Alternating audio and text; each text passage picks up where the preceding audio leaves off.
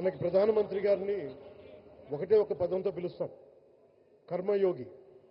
ఏ ఫలితాలు ఆశించకుండా దేశ సేవే పరమావధిగా ఆయన ఆలోచిస్తూ ఎలాంటి లాభాపేక్ష లేకుండా కేవలం ధర్మాన్ని పట్టుకొని డ్యూటీని కర్మని ఏమాత్రం ఆశించకుండా చేస్తున్న అలాంటి వ్యక్తి మనం ఈ సమయంలో ఇలాంటి ఈ తరానికి వారు దిశానిర్దేశం చేసే విధంగా ప్రధానమంత్రి స్థాయిలో ఉండటం మనందరం చేసుకున్న అదృష్టం.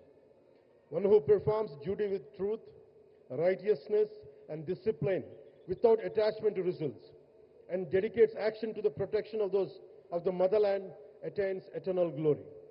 The statement perfectly describes Honorable Prime Minister Shri Narendra Modi ji.